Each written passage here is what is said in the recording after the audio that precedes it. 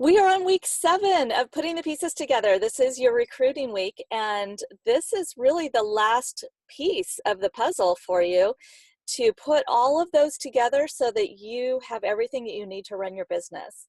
So if you are a little bit behind and you haven't done all of your homework, make sure that that is in your calendar to get all of those pieces put together so that we can actually feel really good about our business and take it to the next level. Today, we will cover the 4 types of decision makers. Not everyone makes decisions the same way.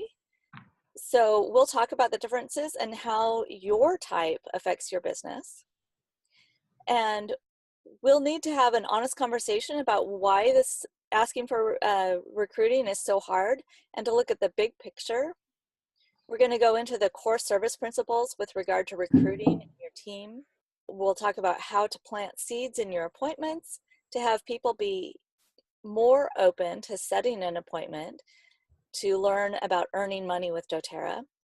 And the last thing we're going to cover today is what to do when they say yes to learning more about the business. Yes. All right, so our different types of decision makers. This is super important because if we treat everyone the same, it's not going to work for them. So we all know about the golden rule, right? Treat others the way you want to be treated. But I don't think that's a very good way to look at treating people because everyone is so different.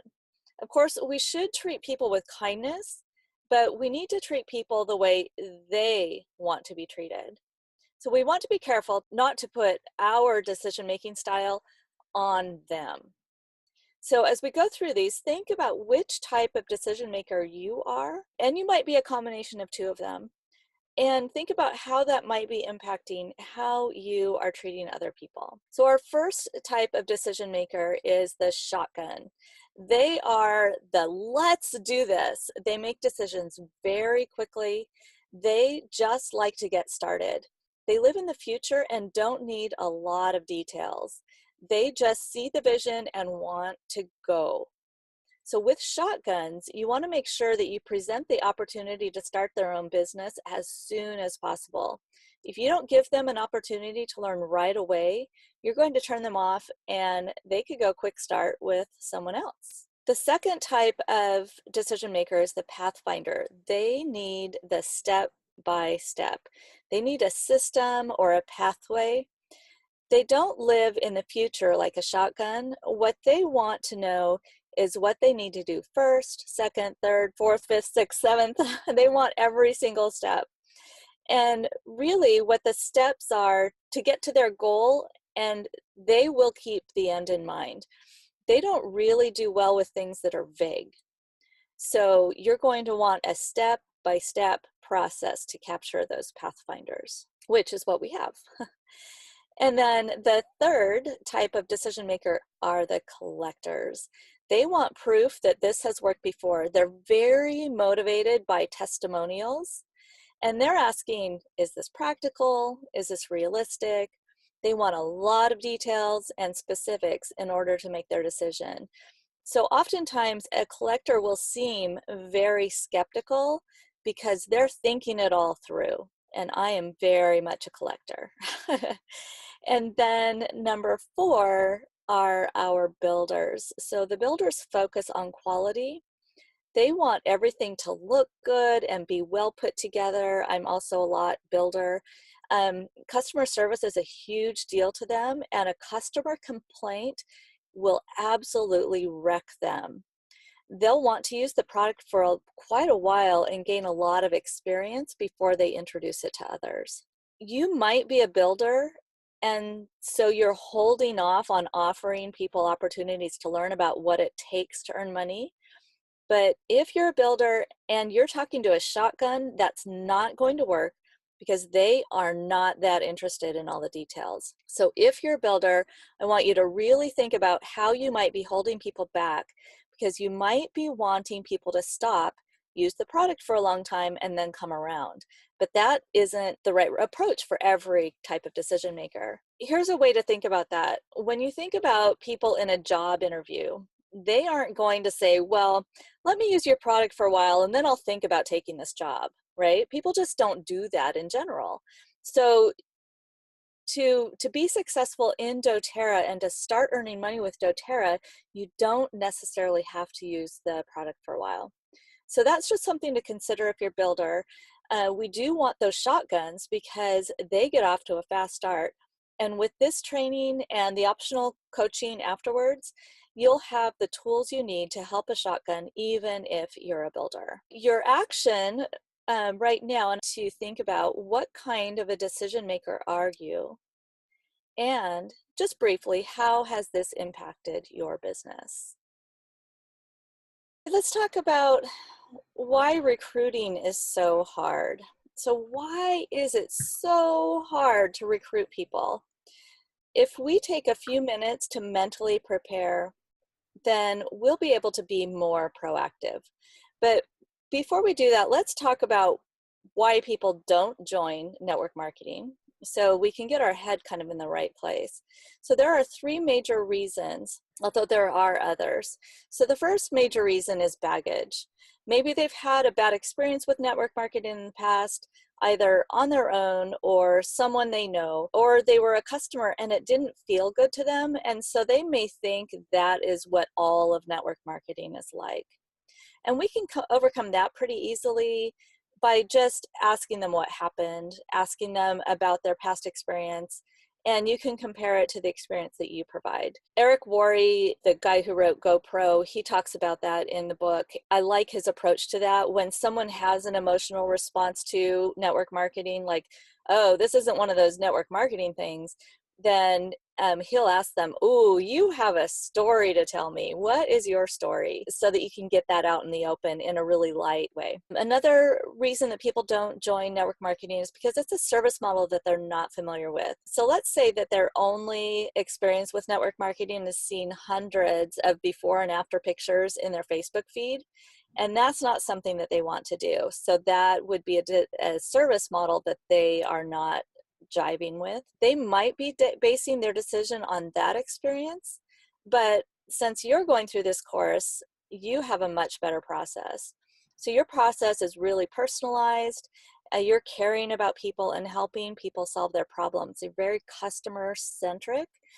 And so you'll be able to overcome that as well because you're not posting before and after pictures on Facebook. Or it's just not a good match. And there's actually not much hope for this category, but it's good to know about and recognize. This may not match their goals, their time, or their personality. Maybe they don't have a goal to have long-term residual income or build a business or anything like that, and that's totally okay. Or maybe they're just super busy with so many commitments that they wouldn't be able to work even 10 hours a week.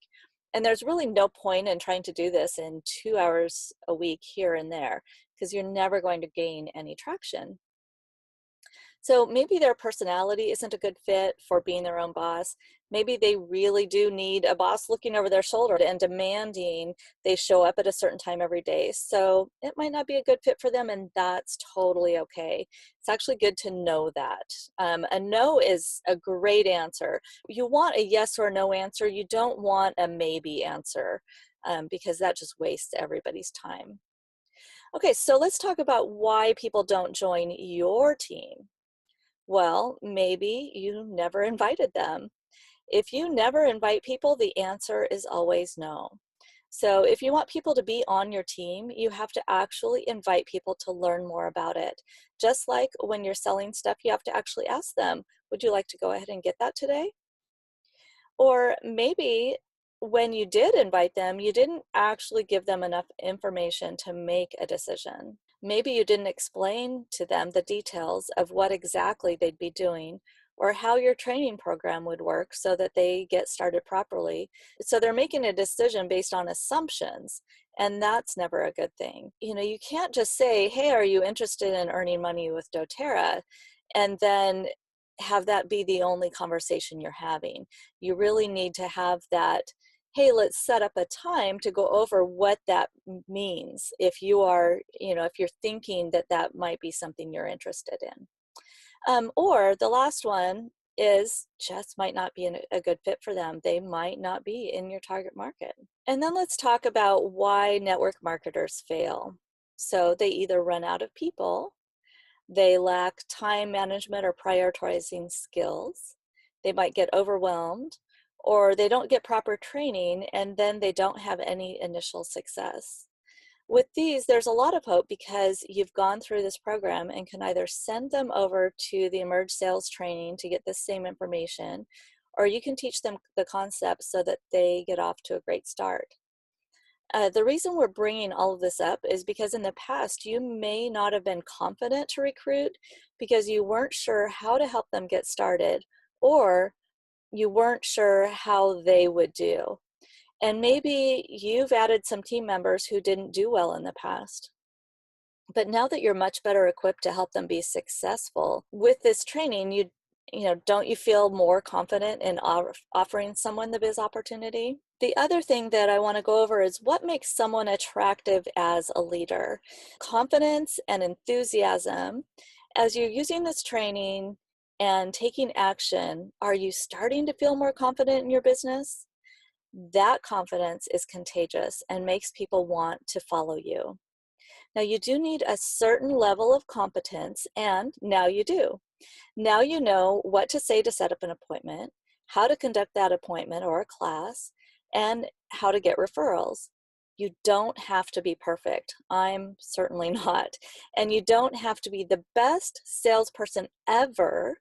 As long as you kind of know what you're doing and you can get an average or a little above average results, then you can teach people how to do it and it will be fine. Hopefully, you'll end up having people on your team who are better than you. That means that you're doing a lot of things right, and that is the mark of a great leader. And then the other thing that makes someone attractive as a leader is just caring about them. Love on them, and people will be loyal to you and will follow you. Make sure you care about their goals. You're not there to be your friend, although you usually do become friends with your team members. You're there to help them reach their goals. And then let's talk about a little bit of math, because this is probably the last thing that's really holding you back from building the team that you really need to get farther in your business. 1 out of every 8 customers tend to try the business, and 1 out of every 3 of those actually do anything with it. Either they think they'd like it, but there are just a lot of obstacles in their way, so they aren't really doing a whole lot with it. What that means is 1 out of every 20 to 25 customers will actually end up being a real builder. I hear a lot of people say that they're having trouble finding builders, or that they would like to find more builders. But if you look at how many people you are recruiting, you'll find that you don't really have a finding builders problem. You have a math problem, and you just need to be finding more customers. So your action is to set your goal. So how many builders do you need? How many builders do you want to train and coach? And multiply that by 20 or 25 to get the how many customers you need, and then figure out what time frame you want that in. So here's a simple example. If you want 2 business builders, that means you need 40 to 50 new customers. So if you want to do that over 6 months, you need to welcome 7 or 8 new customers a month. And just know that if you're adding 7 or 8 new customers a month, your stats are going to go way up because you'll be more confident and also way more practiced. Your business is going to get way easier and will go much faster. So if you keep asking for 5 to 10 referrals at each appointment and customer service call, then you should be able to reach those goals.